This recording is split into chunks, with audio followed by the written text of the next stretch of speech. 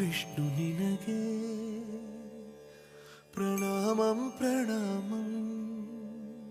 ನಮಸ್ಕಾರ, ನನ್ನ ಹೆಸರು ಕೀರ್ತನಾ ಕೆ. ನಾನು ಓಂ ಸಾಯಿ ಕಾಲೇಜಿನಲ್ಲಿ BCA ಕೋರ್ಸ್ ಮಾಡ್ತಾ ಇದ್ದೇನೆ. ಪ್ರಸ್ತುತ ಜೀವನ ಶೈಲಿಯಲ್ಲಿ ನಮ್ಮ ಆರೋಗ್ಯವನ್ನು ಕಾಪಾಡ್ಕೋಬೇಕಾದ್ರೆ ಔಷಧೀಯ ಗಿಡಮೂಲಿಕೆಗಳು ನಮಗೆ ಬಹಳ ಮುಖ್ಯ.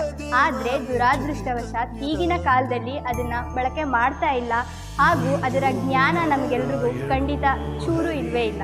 ಇಂದು ನಮ್ಮ ಓಂ ಸಾಯಿ ಕಾಲೇಜಿನಲ್ಲಿ ಔಷಧೀಯ ಸಸ್ಯಗಳ ಗಿಡಮೂಲಿಕೆಗಳ ಬಗ್ಗೆ ಜಾಗೃತಿ ಮೂಡಿಸುವುದಕ್ಕಾಗಿ ಒಂದು ಸಣ್ಣ ಕಾರ್ಯಕ್ರಮವನ್ನು ಹಮ್ಮಿಕೊಳ್ಳಲಾಗಿದೆ.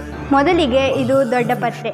ಇದನ್ನು ಹಿಂದಿನ ಕಾಲದಲ್ಲಿ ಚಿಕ್ಕ ಮಕ್ಕಳಿಗಾಗಲಿ ದೊಡ್ಡವರಿಗಾಗಲಿ ಜ್ವರ, ಕೆಮ್ಮು, ಶೀತ ಹೀಗೆ ಮುಂತಾದ ಕಾಯಿಲೆಗಳು ಬಂದಾಗ ಮೊದಲು ನೀಡುತ್ತಿದ್ದಂತಹ ಔಷಧಿಯೇ ದೊಡ್ಡಪತ್ರೆಯ ರಸ. ಇದನ್ನು ತಿಂದರೆ ಜೀರ್ಣಶಕ್ತಿ ಹೆಚ್ಚಿಸುತ್ತದೆ ಮತ್ತು ಕೆಮ್ಮು, ಶೀತ, ಜ್ವರ, ಕಫ ಮುಂತಾದ ಕಾಯಿಲೆಗಳಿಗೆ ರಾಮಬಾಣದಂತೆ ಕೆಲಸ ನಿರ್ವಹಿಸುತ್ತದೆ. ಇನ್ನು ನಾನು ಮಂಗರವಳ್ಳಿ ಬಳ್ಳಿಯ ಬಗ್ಗೆ ತಿಳಿಸಿಕೊಡುತ್ತೇನೆ. ಮೂಳೆ ಮುರಿದಾಗ ಇದು ತುಂಬ ಪರಿಣಾಮಕಾರಿಯಾಗಿ ಔಷಧಿಯಾಗಿ ಉಪಯೋಗಿಸುತ್ತಾರೆ.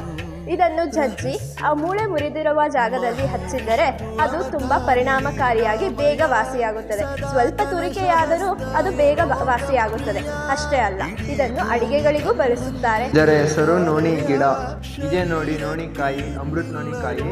ಈ ಕಾಯಿಯಿಂದ ಮತ್ತು ಈ ಗಿಡದಿಂದನೇ ಅಮೃತ ನೋಣಿ ರಸ ತಯಾರಾಗೋದು. ಇದನ್ನು ಕುಡಿದ್ರೆ ಶುಗರ್ಗೆ ಒಳ್ಳೆಯದು, ಮತ್ತು ಕಾಲು ನೋವು ಒಳ್ಳೆಯದು, ಕಾಲು ಹೊಡೆತ ಎಲ್ಲದಕ್ಕೂ, ವಯಸ್ಸಾದವ್ರಿಗಂತೂ ತುಂಬಾ ಒಳ್ಳೆಯದು. ಇದು ಒಂದೆಲಗ ಸೊಪ್ಪು ಎಂದು ಕರೆಯುತ್ತಾರೆ ಮತ್ತು ಇದನ್ನು ಸರಸ್ವತಿ ಗಿಡ ಎಂದು ಕರೆಯುತ್ತಾರೆ. ಮತ್ತು ಇದು ಬುದ್ಧಿಶಕ್ತಿ, ಜ್ಞಾಪಕ ಶಕ್ತಿ ಹೆಚ್ಚಿಸುತ್ತದೆ ಮತ್ತು ಇದರಿಂದ ಬಾಯಿ ತೊದಲಿಯ ಸಮಸ್ಯೆ ಕೂಡ ಪರಿಹಾರವಾಗುತ್ತದೆ.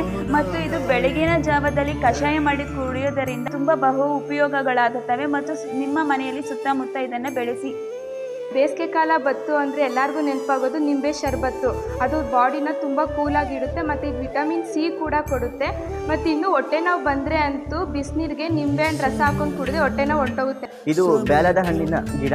ಇದನ್ನು ಇಂಗ್ಲೀಷಲ್ಲಿ ವುಡ್ ಆ್ಯಪಲ್ ಅಂತಾರೆ. ಈ ಹಣ್ಣಿನ ಪ್ರಾಮುಖ್ಯತೆ ಮತ್ತು ಇಂಪಾರ್ಟೆನ್ಸ್ ಏನಂದರೆ ಇದು ಮೆದುಳಿನ ಚುರುಕತೆಗೆ ತುಂಬ ಮುಖ್ಯ. ಹಾಗೂ ಈ ಹಣ್ಣು ರಕ್ತ ಶುದ್ಧಿಯನ್ನು ಮಾಡುತ್ತದೆ ಮತ್ತು ಈ ಹಣ್ಣು ರೋಗ ನಿರೋಧಕ ಶಕ್ತಿಯನ್ನು ಉತ್ತೇಜಿಸುತ್ತದೆ, ಹೆಚ್ಚಿಸುತ್ತದೆ. ಇದರ ಹೆಸರು ಆಲುವೇರಾ. ಇದನ್ನು ಕೂದಲಿಗೆ ಹಚ್ಚುವುದರಿಂದ ಕೂದಲು ಉದುರುವುದು ಕಡಿಮೆ ಆಗುತ್ತದೆ ಮತ್ತು ಕೂದಲು ಬಿಳುಪಾಗುವುದು ಕಡಿಮೆ ಆಗುತ್ತದೆ.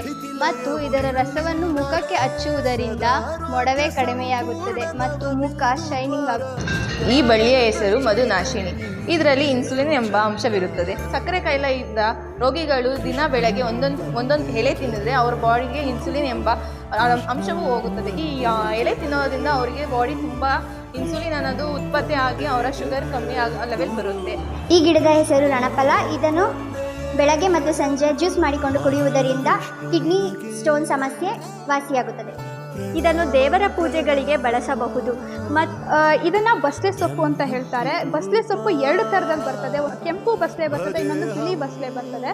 ದೆನ್ ಇದನ್ನು ನಾವು ಇಂಗ್ಲೀಷ್ನಲ್ಲಿ ಇಂಡಿಯನ್ ಸ್ಪಿನಾಚ್ ಅಂತ ಕರಿತೀವಿ, ಇಲ್ಲಾಂದರೆ ಮಲಬಾರ್ ಸ್ಪಿನಾಚ್ ಅಂತ ಕರಿತೀವಿ. ಆ್ಯಂಡ್ ಇದರ ಉಪಯೋಗಗಳಂತ ನಾವು ಬಂದಾಗ ಇದರಲ್ಲಿ ತುಂಬ ಐರನ್ ಕಂಟೆಂಟ್ ತುಂಬ ಜಾಸ್ತಿ ಇದೆ. ದೆನ್ ಇದನ್ನು ನಾವು ನಮ್ಮ ಬಾಯಿಲಿ ಉಣ್ಣೆಲ್ಲ ಆದಾಗ ಇದನ್ನು ಅಗದ್ರೆ ಸಾಕು, ಅದೆಲ್ಲ ನಿವಾರಣೆ ಮಾಡಿಬಿಡುತ್ತದೆ. ದೆನ್ ಇದನ್ನು ನಾವು ಬರೀ ಶೋ ಗಿಡ ಅಂತ ಅಂದ್ಕೊಂಡು ಸೈಡ್ಗೆ ಮರ್ತ್ಬಿಡ್ತೀವಿ. ಬಟ್ ಇದರಲ್ಲಿ ತುಂಬಾ ಉಪಯುಕ್ತವಾದ ಅಂಶಗಳಿದೆ. ಅದನ್ನು ನಾವು ಗಮನಕ್ಕೆ ಕೊಡೋದೇ ಇಲ್ಲ. ಸೊ ಇದರಲ್ಲಿ ನಾವು ಸಾಂಬಾರು ಮಾಡ್ಕೊಂಡು ತಿನ್ಬೋದು. ತುಂಬ ಪೌಷ್ಟಿಕಾಂಶ ಇರುವಂಥ ಒಂದು ಗಿಡ ಇದು. ಲಕ್ಕಿ ಪತ್ರೆ ಇದು ದೇವರಿಗೆ ತುಂಬ ವಿಶೇಷವಾದದ್ದು. ಇದನ್ನು ಪೂಜೆಗೆ ಅರ್ಪಣೆ ಕೂಡ ಮಾಡ್ತಾರೆ. ಇದನ್ನೇನಾದರೂ ನಾವು ಕೆಂಡದಲ್ಲಿ ಹಾಕಿದ್ರೆ ಅದರಿಂದ ಬರೋ ಹೊಗೆಗಳಿಂದ ಕೀಟಾಣುಗಳೆಲ್ಲ ಸಾಯ್ತವೆ. ಇದರ ಹೆಸರು ತುಳಸಿ. ನೀವೆಲ್ಲರೂ ನೋಡಿರ್ತೀರಾ. ಈ ತುಳಸಿಯನ್ನು ಮನೆಯ ಮುಂದೆ ಇಡುತ್ತಾರೆ. ಇದನ್ನು ಓಲಿ ತುಳಸಿ ಎಂದು ಕರೆಯುತ್ತಾರೆ. ಇದರಲ್ಲಿ ಇನ್ನೊಂದು ಕೃಷ್ಣ ತುಳಸಿ ಇದೆ. ಕೃಷ್ಣ ತುಳಸಿ ಎನ್ನುವುದು ಆರೋಗ್ಯಕ್ಕೂ ತುಂಬಾ ಮುಖ್ಯ. ಮನೆ ಮುಂದೆ ಇಟ್ಟರೆ ಆರೋಗ್ಯ, ಯಾವುದೇ ಕ್ರಿಮಿ ಕೀಟಗಳು ಯಾವುದು ಮನೆ ಒಳಗೆ ಸುಳಿಯಲ್ಲ ಅಂತ ಹೇಳ್ತಾರೆ.